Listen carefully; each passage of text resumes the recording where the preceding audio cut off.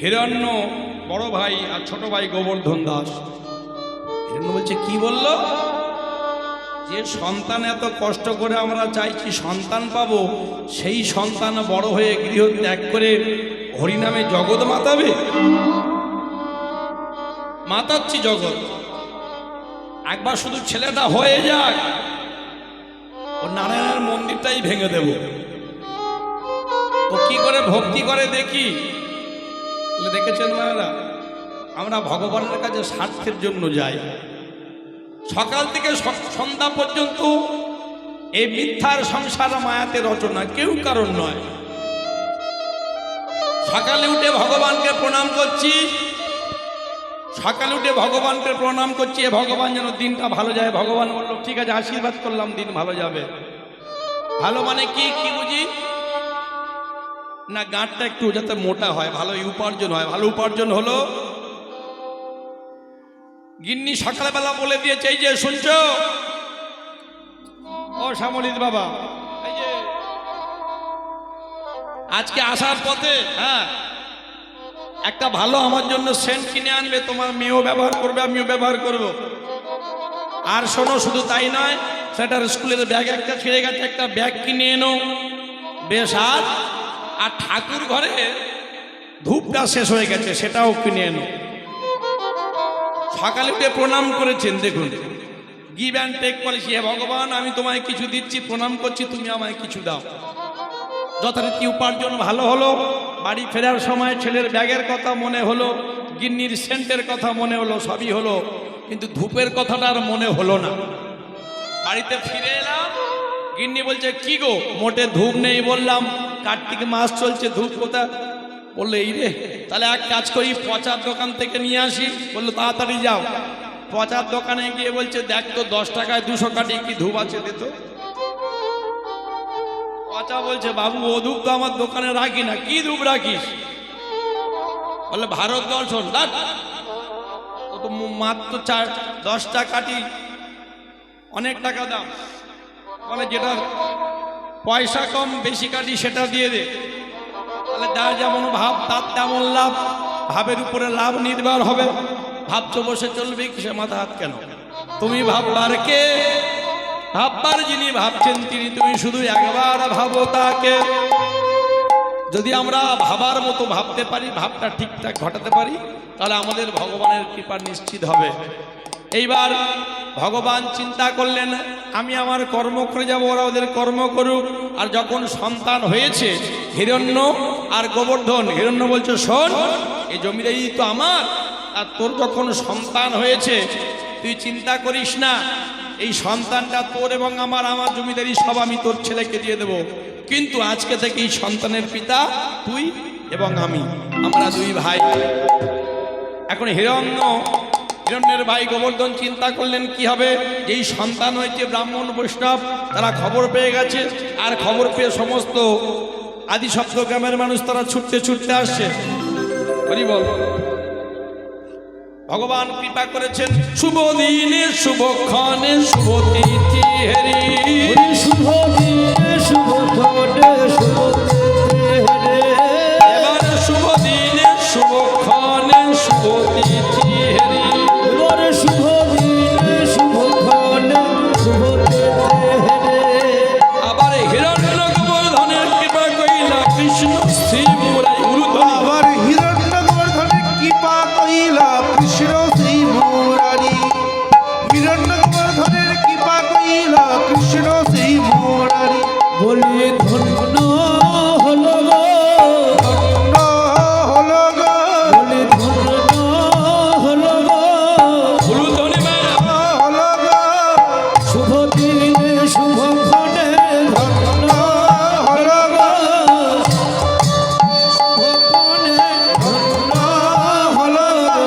আস্তে আস্তে আস্তে মায়েরা, যেন দেখে মনে হচ্ছে আকাশে পূর্ণ চন্দ্র নেমে এসেছে, আকাশে পূর্ণ চন্দ্রের যেন বিকাশ হয়েছে। হরি বল। মায়েরা, শাঁখ কই? শাঁখ নেই। শঙ্খ হচ্ছে আর কেউ নয়, স্বয়ং মা লক্ষ্মী। যত শঙ্খ বাজাবেন, উলুধ্বনি করবেন, তত আপনাদের মঙ্গল হবে। হরে কৃষ্ণ। কেন বললাম? মহাভারতের যুদ্ধে ভগবান শ্রীকৃষ্ণ প্রতিদিন যুদ্ধের প্রারম্ভে তিনি পাঞ্চজন্য শঙ্খ বাজাতেন। আর দেবদত্ত অর্জুন যে শঙ্খ ধ্বনি করতেন সেটার নাম হচ্ছে দেবদত্ত। ওই তো শঙ্খ এনে হাজির করেছে বাবা। আমি বাজাবো না, মায়েরা বাজাবে। আমি যদি বাজাবো গান করবে কে? হরি বল, হরে কৃষ্ণ। যন্ত্র যদি পড়ে থাকে লক্ষ জনার মাঝে, যন্ত্রী বিহনে যন্ত্র প্রভু নাই বাজে। হরি বল, হরে কৃষ্ণ। ভক্তমণ্ডলী আমার, ভক্তিমতী মায়েরা, তাহলে শুধু স্বার্থ নিয়ে বসে থাকলে হবে না। ভগবানের জন্য কিছু দান করতে হবে, কিছু কর্ম করতে হবে।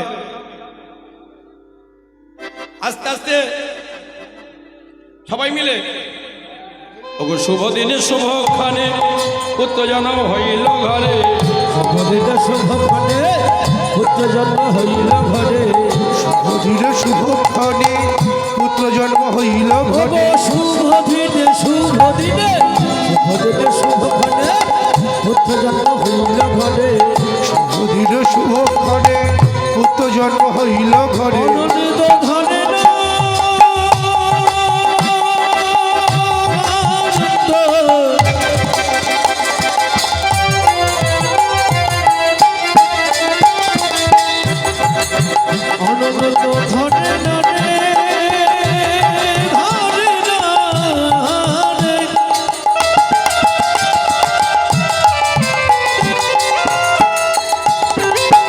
শুভদিনে শুভক্ষণে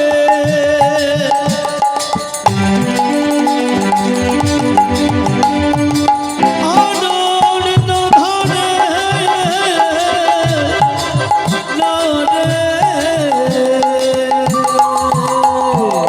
শুভদিনে শুভক্ষণে পুত্র জন্ম হইল ঘরে। শুভদিনে শুভক্ষণে পুত্র জন্ম হইল ঘরে। আনন্দের কোনো সীমা নাই, তাদের আনন্দের কোনো সীমা নাই। আনন্দের কোনো সীমা নাই, তাদের আনন্দের কোনো সীমা নাই। গোবর্ধন পুত্র লইয়া আনন্দে কোলে করিয়া, গোবর্ধন পুত্র লইয়া আনন্দে কোলে তুলিয়া। গোবর্ধন পুত্র লইয়া এবার পাড়া সকল আসিল ছুটি। এবার পাড়া সকল আসিল ছুটি। বলে ভগবানের কি বালিলা, ভগবানের কি বলিলা, ভগবানের কি বালিলা, কেউ জানে না কেউ বোঝে না। ভগবানের কি বলিলা, কেউ জানে না কেউ বোঝে না। ভগবানের কি বলিলা, কেউ জানে না কেউ বোঝে না। জানে বোঝায় সেই তো জানে, ভুলি জানে বোঝায় সেই তো বোঝে। ভগবানের কি ভুলি বলিলা, জানে বোঝায় সেই তো বোঝে। ভগবানের কি বলিলা, ভুলি জানে বোঝায় সেই তো বোঝে। ভগবানের কি বলিলা, ভগবানের কি বলিলা। ভগবানের কি বালিল। আর সন্তান যখন হবে মায়েরা, আর একটা কথা বলি, কেউ যেন রাগ করবেন না, কারণ কীর্তন মানে হলো জনশিক্ষা। আমাদের কালচারটাকে, আমাদের সংস্কৃতিটাকে আমাদের ধরে রাখতে হবে। ভালো করে দেখুন, যারা বিদেশি, যারা হরে কৃষ্ণ বলতে পারে না, তারা বলে হরে কৃষ্ণ হরে কৃষ্ণ। হ্যাঁ, তারা আমাদের নবদ্বীপের মাটিতে সে গড়াগড়ি দিয়ে গেল, নামের ঝোলা নিল, শিখা রাখলো, তিলক সেবা করলো দাদা সঙ্গে, মালা নিল। কিন্তু অথচ আমরা এমন মূর্খ বাঙালি, আমরা আমাদের ভগবানকে চিনতে পারলাম না।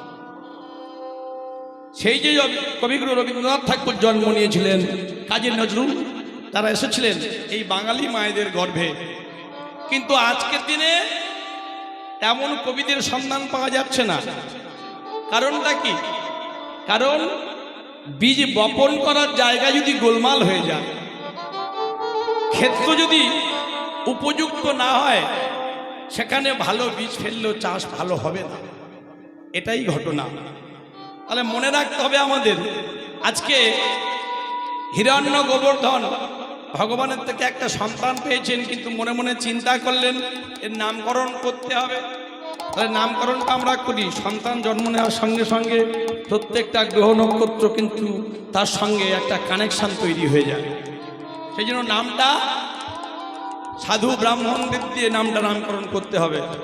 এবার ব্রাহ্মণ আসিয়া বেদধ্বনি করে, হলো আসিয়া বেদধ্বনি করে, ব্রাহ্মণ আসিয়া বেদধ্বনি করে, ব্রাহ্মণ আসিয়া বেদধ্বনি করে। হলো আসিয়া বেদধ্বনি করে। এবার কি করলেন? বিচার করিয়া নাম রাগে রঘুনাথে, বিচার করিয়া নাম রাখে রঘুদাসে, বিচার করিয়া নাম রাগে রঘুনাথে। বিচার করিয়া নাম রাখে রঘুদাসে। ব্রাহ্মণ বৈষ্ণব এসে নামকরণ করলেন, বিচার করলেন, নাম রাখলেন কি? রঘুনাথ। এবারে বিচার করিয়া নাম রাখে রঘুনাথে, এবার বিচার করিয়া নাম রাখে রঘুদাসে। ধন্য হলো গো, হলো হলো গো, ধন্য হলো গো, হলো গো, ধরণীর ধরাতল, হলো হলো গো, ধরণীর ধরাতল, হলো ধরণীর ধরাতল। হলো হলো গো, হরি হরি হরি হরি বলে, ধন্য হলো গো, হরি হরি হরি বলে, ধন্য হলো গো, হরি হরি হরি বলে, ধন্য হলো গো, হরি হরি হরি বলে, ধন্য হলো গো, ধন্য হলো গো। ধন্য হলো গো। তাহলে মায়েরা সন্তান হওয়ার সঙ্গে সঙ্গে তাদের গালে দিতে হয় কি? মধু দিতে হয়। আর যদি মধু খাঁটি হয় তো খুব ভালো, আর যদি মধু ভেজাল হয় তাহলে ওই মধু খেয়ে ছেলে আপনাদের দেখাবে জাদু।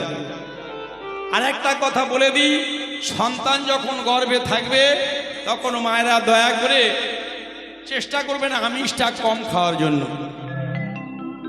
কেন বললাম? স্ত্রী অন্তঃসত্ত্বা, জামাই ফোন করেছে শাশুড়ি মাকে, হরি বল, শ্বশুর মশাই বা শাশুড়িকে ফোন করেছেন, বললো মা আগামীকাল সাতভক্ষণ, তুমি তো জানো তোমার মেয়ে ক্ষুধা সহ্য করতে পারে না। তা বাবা কি করেছে? বাবার মা এই বাজার থেকে একটা বড় কাতলা মাছের মাথা নিয়ে নিয়ে হাজির করেছে। খবরদার নয় মায়েরা, এগুলো হচ্ছে আমাদের জানার কথা। সাত ভক্ষণ, সাত ভক্ষণ বারবার বললে কি হবে? সাত ভক্ষণ, সাত ভক্ষণ, সাত ভক্ষণ মানে সাধনার সার বস্তু ভক্ষণ করা। ওই দিন মাছের মাথা নয়, ওই দিন যদি মাছের মাথা খাওয়া হয় তাহলে কি হবে? আজকে যে মাছের মাথা তাকে খাওয়ালাম, ওই বাইরে বেরিয়ে এসে আগে মায়ের মাথা খাবে, বাবার মাথা খাবে, এবার পাড়া প্রতিবেশীর মাথা খেয়ে বেড়ে। এটা নয়। অন্যান্য দিন আমরা খাবো, কিন্তু ওই দিন পাঁঠার মাংস নয়, ওই দিন খাসির মাংস নয়, ওই দিন মাছের মাথা নয়। সাত ভক্ষণ অর্থাৎ ওই দিন সাধনার সাত বস্তু মহাপ্রসাদ কেন খাওয়ানো হয়? ওই 7 মাসে কিংবা অনেকে 6 মাসে 9 মাসে খাওয়ায়, কারণ যে গর্ভটা অসুস্থ ছিল, যদি কোনো অশুভ ক্ষণে জন্ম হয়ে থাকে সন্তানটার, তাহলে ওই ভগবানের মহাপ্রসাদ গেলে গর্ভটা নিতাই গৌর হরিবোল হরিবোল বলে শুদ্ধ হয়ে যাবে। এগুলো হচ্ছে বৈষ্ণব দর্শন। এই কথাগুলো আমাদের মনে রাখতে হবে। এইবার সন্তান হলো, নাম রেখেছেন কি? নাম রেখেছেন রঘুনাথ দাস। ও মায়েরা, তাহলে সন্তানকে জানতে হবে, সন্তানকে চিনতে হবে, সন্তানকে তৈরি করতে হবে। মহাভারতের মধ্যে আমরা দুটো মাকে পাই, একটা চরিত্র মাতা গান্ধারীর, আরেকটি চরিত্র মাতা কুন্তী। মাতা কুন্তীও একজন মা, মাতা গান্ধারীও একজন মা।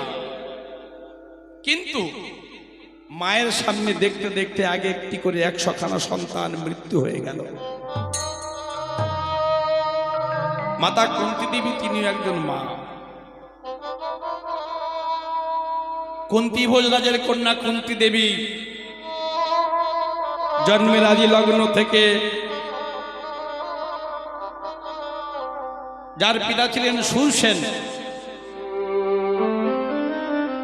ওই বসুদেবের ভাই, বসুদেবের সঙ্গে বন্ধুত্ব ছিল কুন্তী ভোজ রাজার। ছোট্টবেলায় যখন কুন্তীকে দিয়েছিলেন, আর কুন্তী যখন পিতার কাছে বাবা মানুষ হচ্ছিল, ছেলেবেলা থেকে ভগবান গোবিন্দের প্রতি অনুরাগ। তাহলে এই যে 100খানা সন্তান হলো মাতা গান্ধারীর, আর কুন্তির হলো 5টি সন্তান। কারণ কি?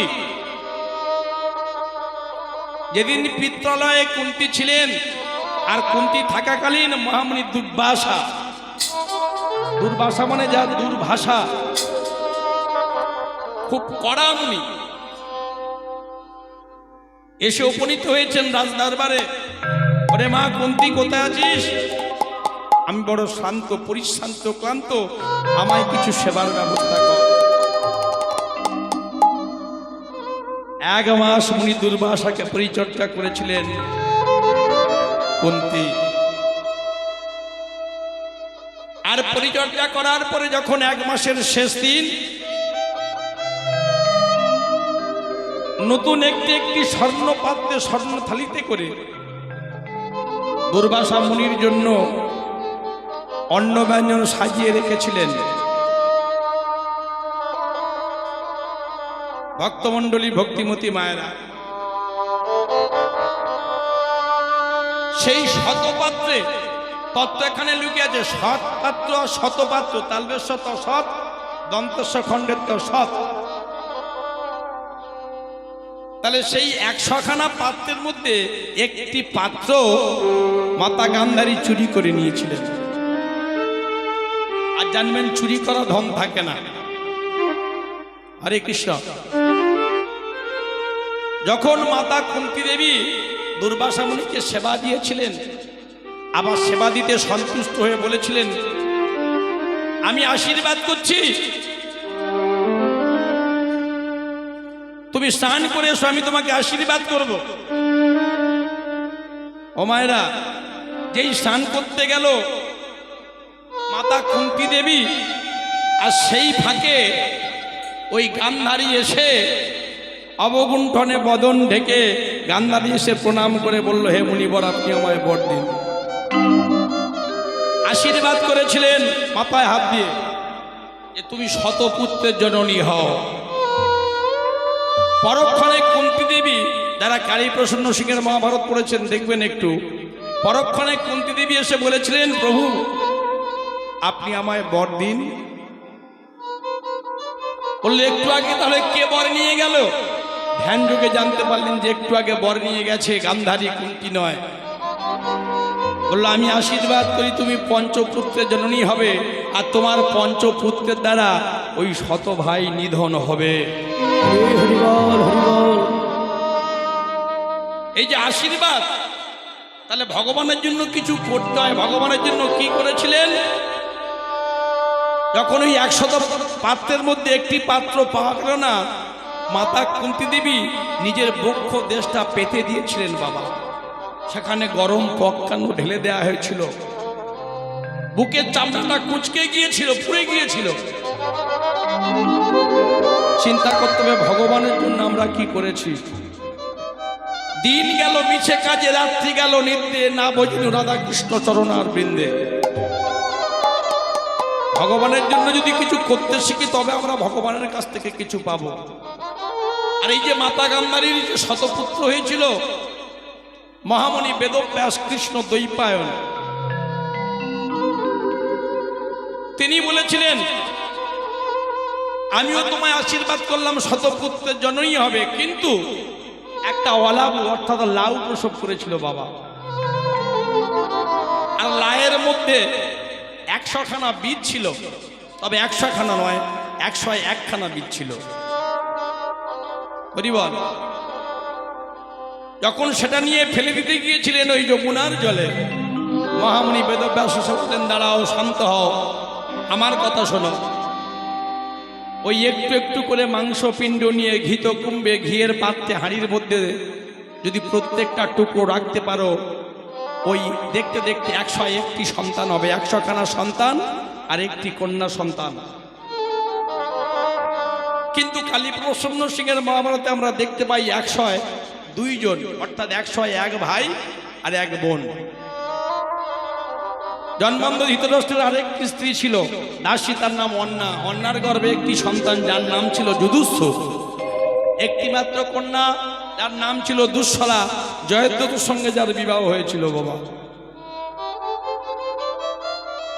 দুর্যোধন, দুঃশাসন, দুঃসহ, দুর্মুখ, বিবিংশতি, বিকর্ণ, জলসন্ধ, সুলোচন, বৃন্দ, অনুবৃন্দ, দুর্দর্শ, সুবাহু, দুষ্পর্শ, দুর্বর্ষ, দুর্ধর্ষ, দুষ্কর্ম, কর্ণ, চিত্র, উপচিত্র, চিত্রাক্ষ, চারুচিত্র, অঙ্গদ, দুর্মদ, দুর্ধর্ষ, বিভৎস, বিকুট, সোম, উন্ননাগ, পদ্মনাভ, নন্দ, উপানন্দ, সেনাপতি, সুসেন, কুন্ধর, মহোদর, চিত্রবাহু, চিত্রকর্মা, সুকর্মা, দুর্বিলোচন, অয়বাহু, মহাবাহু, চিত্রচাপ, কুণ্ডল, সুকুণ্ডল, ভীমবেগ, ভীমবল, বলাকি, ভীমপরাক্রম, উগ্রায়ুধ, ভীমসর, কনকায়ুধ, বীরকর্মা, বীরমুক্ত, দীরহস্তা, সংকীর্তি, অনুযায়ী, জরাসন্ধ, বীরসন্ধ, সত্যসন্ধ, সহস্রবাহু, উগ্রসভা, উগ্রসেন, ক্ষেমমাত্র, সেনানী, অপরাজিতা, পণ্ডিতক, বিশালক্ষ,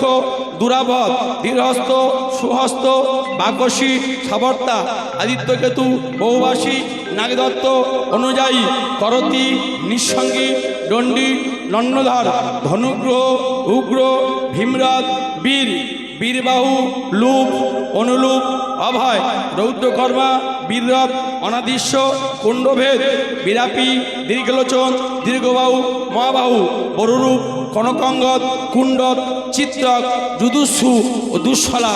হৃদয় গৌর কৃষ্ণ। হরি বল, হরি বল।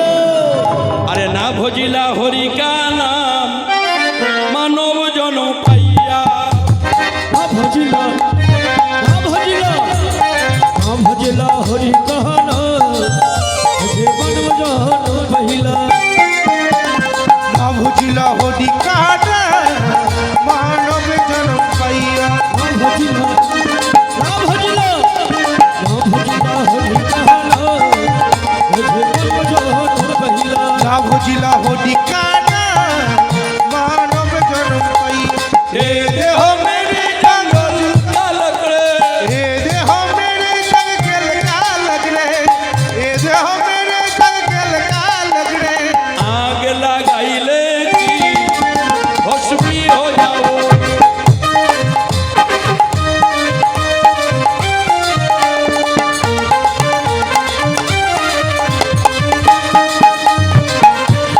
উলুধ্বনি, উলুধ্বনি।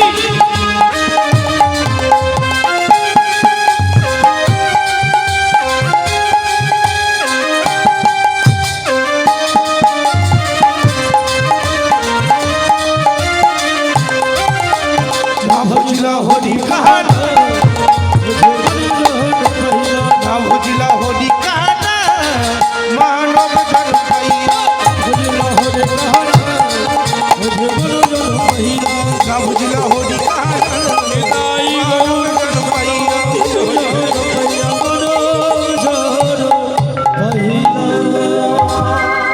प्रेम से बोलिए भाई राधा रानी की, श्याम सुंदर की, राधा रानी की, श्याम सुंदर की। কৃষ্ণ বলে একটু লেড়া গাই, আবার পরে একটু হবে। এইবার ভক্ত রঘুনাথ দাস, তার নামকরণ হলো হরিবল। গাছের গোড়া যদি ভালো হয় ফল ভালো হবে, কলের লেয়ার যদি ভালো হয় জল ভালো হবে। হরিবল, হরে কৃষ্ণ। ভালো লাগুক আর না লাগুক, প্রত্যেক দিন রোজ খাবেন একটু করে নিম পাতার তিতা। আর সময় হাতে থাকুক আর না থাকুক, প্রত্যেক দিন রোজ উল্টাবেন একটু করে গীতার পাতা। নিতাই গৌর হরি বল। যোগী তাই জানে, যোগী তাই জানে।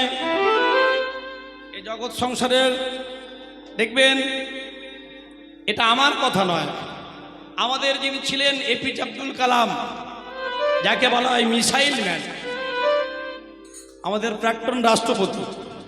তাহলে সেই এপিজে আব্দুল কালাম, তিনি আমাদের গীতাকে ভালোবাসতেন। কি বলেছিলেন না, বলছেন গীতার গুরুত্ব এতটা, তিনি উচ্চশিক্ষায় শিক্ষিত হয়ে যখন বিদেশ থেকে ফিরে এলেন, তার একজন বন্ধু ছিলেন, নাম তার সৌম্য সরকার। তাকে এসে বলল, বন্ধু আমি উচ্চশিক্ষায় শিক্ষিত হয়েছি, বড় লোক হয়েছি, কিন্তু বড় ভালো মানুষ হতে পারিনি। তিনি একজন স্কুল টিচার মাস্টারমশাই বলেছিলেন, যদি সঠিক মানুষের মতো আচরণ তৈরি করতে হয়, সাংসারিক জীবনটা কি যদি জানতে হয়, তোমাকে গীতা পড়তে হবে। তিনি সঙ্গে সঙ্গে গীতাটাকে হাতে তুলে নিয়েছিলেন, একজন বিধর্মী মুসলমান। বড় কষ্ট হয় আমাদের তখন, আমরা সনাতন ধর্মের মানুষ হয়ে, হিন্দু ধর্মাবলম্বী মানুষ হয়ে, কষ্ট আমাদের এই জায়গায়, শুক্রবার করে একটা বিধর্মীদের বাড়ির ছেলে, একটা মুসলমান ঘরের ছেলে মাথায় একটা টুপি দিয়ে নামাজ পড়তে যায়। তাকে জিজ্ঞাসা করলে বলা হয়, কোথায় যাচ্ছিস? বলল, নামাজ পড়তে যাচ্ছি। অথচ আমাদের হিন্দু সংস্কৃতি, হিন্দু সভ্যতার মধ্যে আছে যে প্রত্যেক বৃহস্পতিবার করে প্রত্যেক বাড়ির মায়েরা এবং বাবারা প্রত্যেকটা ছেলেমেয়েদেরকে নিয়ে অন্তত ঠাকুর ঘরে বসে খানিকটা লক্ষ্মীর পাঁচালি কিংবা নারায়ণের ব্রত কথা, বৃহস্পতিবারটা আমাদের জন্য, আমরা সেটা করি না। কোনো মা বলতে পারবেন হাত তুলে, এ প্রত্যেক একাদশী দিনে আমি আমার মেয়েকে নিয়ে হরে কৃষ্ণ হরি বল। এই যে সঙ্গে রেখেছেন, মানুষ মারা গেলে গীতা দেয়া হয়, কেন দেয়া হয় জানতে হবে তো কথাগুলো। শুধু গীতা নিয়ে তো ঘুরলে হবে না, জেনে বুঝে করো চাষ, ফসল ফলবে 12 মাস। আর না জেনে করলে চাষ একেবারে ঝাড়ে মূলে সারে সর্বনাশ। জানতে হবে তো কারণটা কি। যদি কারণটা জেনে আমরা কর্ম করি, তাহলে তার ফলাফল সুনিশ্চিত। হরি বল। তাহলে সেই গীতাকে ভালোবেসেছিলেন, মুসলমানরা গিয়ে পড়ল, তুমি একজন বিধর্মী মুসলমান হয়ে তুমি গীতাকে কেন জড়িয়ে ধরলে? সাংবাদিক সম্মেলন করে বলেছিলেন, ইংরেজি থেকে বলেছিলেন, bridge and wall are made as a same material. একটা ব্রিজ, সেতু তৈরি করা হয়, আর একটা ওয়াল, দেয়াল তৈরি করা হয় একই কাঁচা মাল দিয়ে। বাট কিন্তু ব্রিজ জয়েন্ট দ্য পিপল, একটা সেতু মানুষে মানুষের বন্ধন তৈরি করে, যুক্ত করে, যোগাযোগ সূত্র তৈরি করে। কিন্তু একটা ওয়াল ডিভাইডেড, বলছে একটা ওয়াল, দেয়াল কি করে? ডিভাইডেড তৈরি করে, ভাগ করে দেয় মানুষকে মানুষকে। আমি কোরআন পড়ে শিখেছি মানুষের মধ্যে বিভেদ ঘটাতে, কিন্তু গীতা পড়ে শিখেছি ব্রিজের মতো জগতের সমস্ত মানব জাতিকে ভ্রাতৃত্বের বন্ধনে আপন করে নিতে। তাই গৌর হরি হরি বল। এই গীতাকে সঙ্গে করে নিয়ে স্বামী বিবেকানন্দ তিনি বিশ্ব বরেণ্য হয়েছেন। তারপরে গিয়েছিলেন ডক্টর মহানামব্রত ব্রহ্মচারী মহারাজ। তো আজকে ইস্কন সারা পৃথিবীর কোনায় কোনায় হরিনাম ছড়িয়ে দিয়েছেন। হরের নাম হরের নাম হরের নামই বকে বলাম, কলৌ নাস্তেব্য হবে না, কলৌ নাস্তেব্য হবে না, যুগ যুগ গতির অন্যথা। আমি যাই কিছু করি, হরিনাম আপনাকে করতে হবে।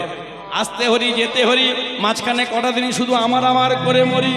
একবার পায়খানা একবার বমি, কোথায় থাকবে তোমার জায়গা জমি? একবার পায়খানা একবার বমি, বলো হরি, গল্প শেষ। এত বড় আমার আমার চোখ দুখানা বন্ধ করলে হয়ে যাবে সরকারি খামার নাকি? ভাগের ভাগ 3.5 হাত, তাও যদি ভগবান চায় পাওয়া যাবে না। পাওয়া যাবে?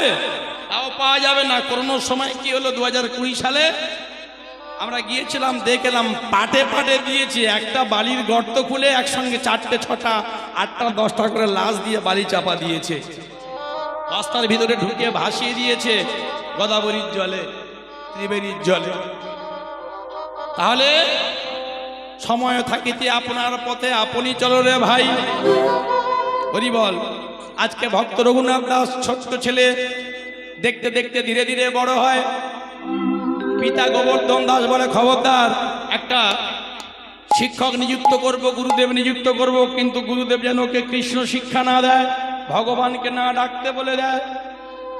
আমি ওকে জমিদারিতে বসাবো, রাজত্ব করবে, হরি বল। আর গুরুদেবের নাম হলো বলরাম আচার্য মহারাজ। সেই গুরুদেব তার কাছে গিয়েছেন, আর গুরুদেবের পাঠশালায় গিয়ে আরো সমস্ত ছেলেদের সঙ্গে গিয়ে পাঠশালায় যায়। আর পাঠশালায় গিয়ে গুরুদেব তাকে প্রশ্ন করে, রঘুনাথ, ও রঘুনাথ, তুমি পাঠশালায় এসেছো, বলো তো ক দিয়ে একটা তোমায় প্রশ্ন করি, তুমি ক দিয়ে একটা বাক্য গঠন করো। সঙ্গে সঙ্গে ছোট্ট রঘুনাথ, যার হয় তার 8 হয়, যার হয় না তার 80